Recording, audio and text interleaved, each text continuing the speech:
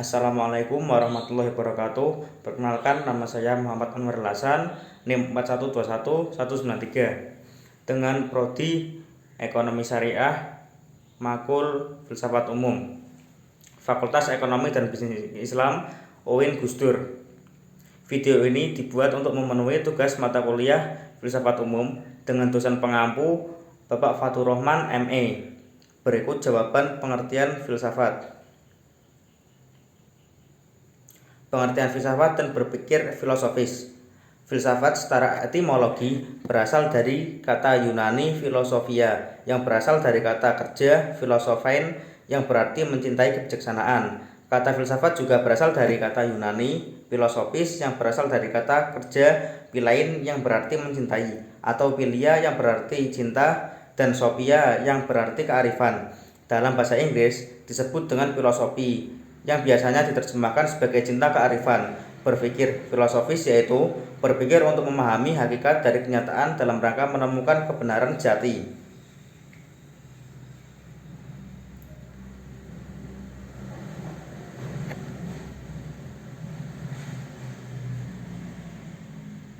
Kemudian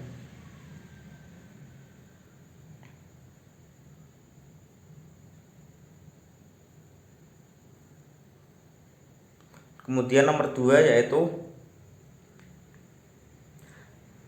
perkembangan filsafat zaman Yunani kuno.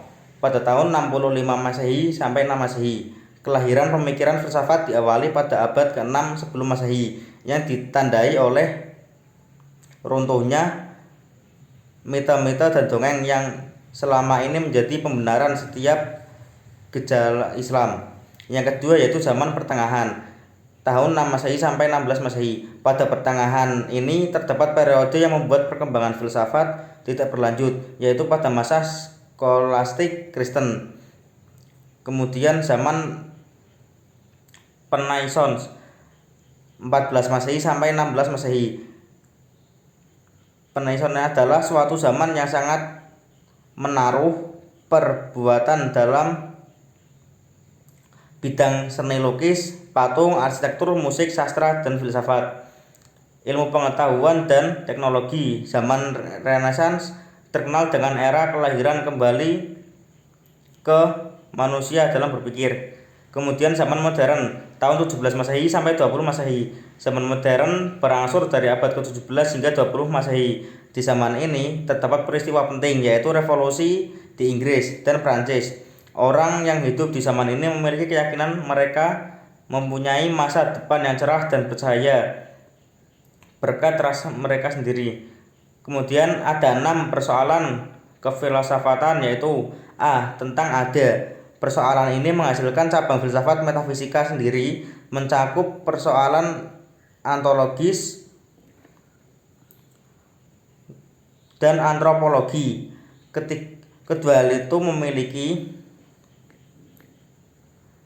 titik sentral kajian sendiri. Kemudian B. Tentang pengetahuan. Persoalan ini menghasilkan cabang filsafat epistemologis. Istilah epistemologi berasal dari kata epiteme dan logis, artinya pengetahuan dan teori. Kemudian C. Tentang metode. Persoalan ini menghasilkan cabang filsafat melalui filsafat metodologi atau kajian dan penyusunan secara sistematik dari beberapa proses dan asas-asas logis dan percobaan yang sistematis. D. Tentang penyimpulan. Logika yaitu ilmu pengetahuan dan kecakapan untuk berpikir tepat dan benar, di mana berpikir adalah kegiatan pikiran atau akal budi manusia. E. Tentang moralitas. Moralitas menghasilkan cabang filsafat etika. Etika sebagai salah satu cabang filsafat menghendaki adanya ukuran yang berfilsafat universal. F. Tentang keindahan. Estetika adalah salah satu cabang filsafat yang lahir dari persoalan tentang keindahan, merupakan kajian kefilsafatan mengenai keberadaan dan ketidakmelahan. Kemudian nomor 3, cabang filsafat.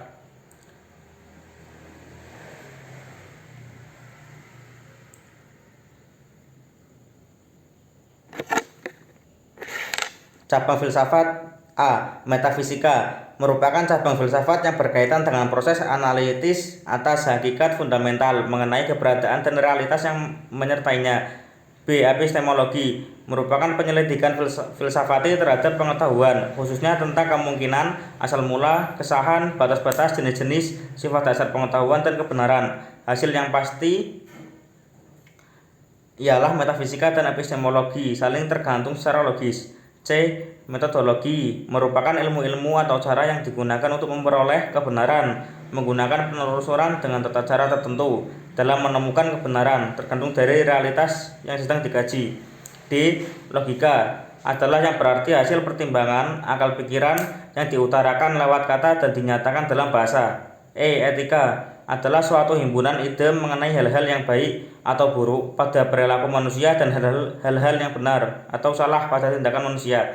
F. Estetika adalah salah satu cabang filsafat yang membahas keindahan. Estetika merupakan ilmu yang membahas keindahan, bisa berbentuk dan dapat merasakannya. G. Sejarah filsafat merupakan bidang pengetahuan yang sangat luas dan merupakan cabang ketujuh dari filsafat sistematis dan membahas perkembangan filsafat dari masa yang paling permulaan sampai sekarang.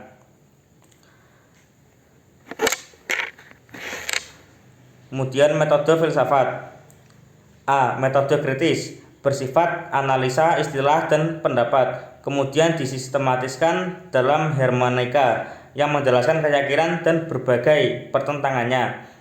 B. Metode filsafat intuitif tidak bertumpu pada intelek dan rasionalisasi manusia, tetapi tidak bersifat anti-intelektual. C. Metode skolastik seseorang biasanya akan membacakan atau mengutarakan suatu pokok bahasan filsafat, kemudian pokok bahasan tersebut akan diberi penafsiran dan komentar oleh filsuf lain. D. Metode filsafat matematis ada keteraturan dan ketersusunan alami dalam kenyataan yang berhubungan dengan pengertian manusia. Penemuan itu ditemukan dengan cara melakukan empiris rasional atau mencari hal nyata yang telah dialami oleh seseorang. E. Metode empiris eksperimental metode yang hingga kini banyak dilakukan untuk mendalami ilmu pengetahuan. F. Metode transendental metode ini terjadi kesatuan antara subjek dan objek, kesatuan antara semua bentuk. G. Metode dialektis tokoh terkenal metode ini adalah Hegel, hingga terkadang metode ini disebut dengan Hegelian method. H. Metode fenomenologis adalah data sejauh disadari dan sejauh masuk dalam pemahaman. I. Metode filsafat eksistensialisme para tokoh eksistensialis tidak menyetujui tekanan Husserl pada sikap objektif. J. Metode analitika bahasa metode ini meneliti dan membedakan permainan-permainan bahasa itu untuk mendapatkan keyakinan yang lebih baik. Kemudian nomor 4, hubungan filsafat dengan disiplin ilmu ekonomi syariah. Ekonomi syariah dapat diakui sebagai disiplin ilmu karena memiliki basis epistemologi dan validitasnya telah diuji secara ilmiah. Adapun teori ekonomi Islam bersumber dari Al-Quran dan hadis, sedangkan filsafat ekonomi Islam bersumber dari agama. Selain itu, ekonomi Islam juga membahas dua disiplin ilmu secara bersamaan, yaitu ilmu ekonomi dan fikih muamalah. Hasil penelitian ini mendukung temuan dari Rosalinda 2015 yang menunjukkan bahwa ekonomi Islam sebagai disiplin ilmiah jelas memiliki dasar epistemologis.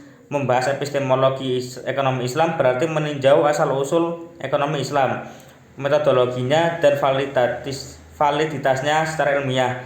Ketika berbicara masalah epistemologi ekonomi Islam, itu berarti berbicara tentang sifat ekonomi Islam dan konsep dasarnya. Kemudian nomor 5 yaitu tokoh filsuf. 1. Aristoteles 385 sampai 323 sebelum Masehi adalah filsuf Yunani murid Plato. Dari sekian banyak murid Plato, Aristoteles merupakan yang paling berpengaruh dalam peradaban dunia. Ketika pengetahuan manusia masih terlalu umum dan luas, dia membaginya dalam 7 kategori berbeda. B. Socrates dari 469 sampai 399 sebelum Masehi adalah seorang pemikir yang sangat berpengaruh dalam tradisi filosofi barat karena hasil atau buah pemikirannya. Salah satu gagasannya yang paling fenomenal adalah metode Socrates, yaitu suatu bentuk penelaahan filosofis dengan mengeksplorasi implikasi dari posisi lawan bicara untuk merangsang munculnya pemikiran rasional dan gagasan baru. Kemudian C. Plato 427 sampai 347 sebelum Masehi adalah filsuf Yunani murid Socrates yang memiliki pandangan filosofis sama seperti gurunya. Meski demikian, Plato merupakan seorang pemikir yang lebih sistematis dari gurunya. Salah satu hasil pemikiran Plato adalah tentang ide yang menurutnya ialah sebuah realitas yang sebenarnya dapat dikenali oleh panca indera apabila dari segala sesuatu yang ada. D.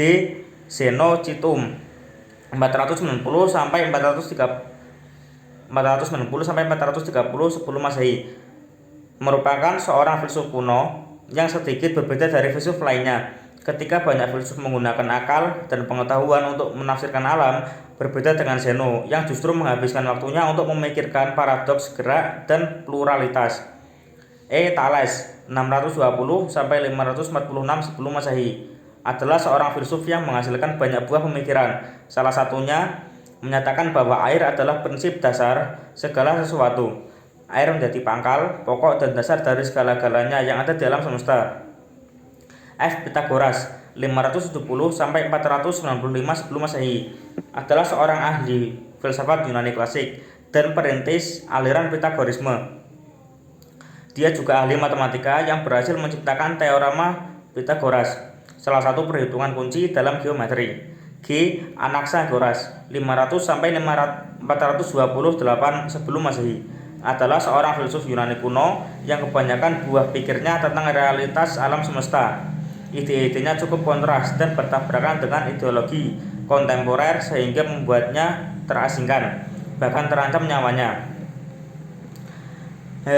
Albertus Magnus 1200 sampai 1280 Masehi dengan konsep pemikirannya tentang harga yang adil dan pantas.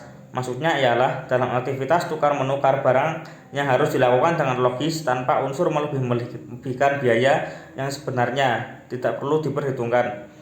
I. Thomas Aquinas 1225 sampai 1274 dengan konsep pemikirannya tentang bunga yang divonis sebagai riba. Memungut bunga dari uang yang dipinjamkan menurutnya sangat tidak adil karena sama dengan menjual sesuatu yang tidak ada. J.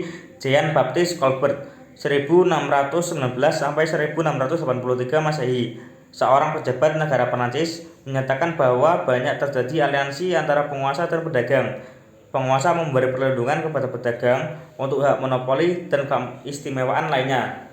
Sekian dari saya, kurang lebihnya mohon maaf. Wassalamualaikum warahmatullahi wabarakatuh.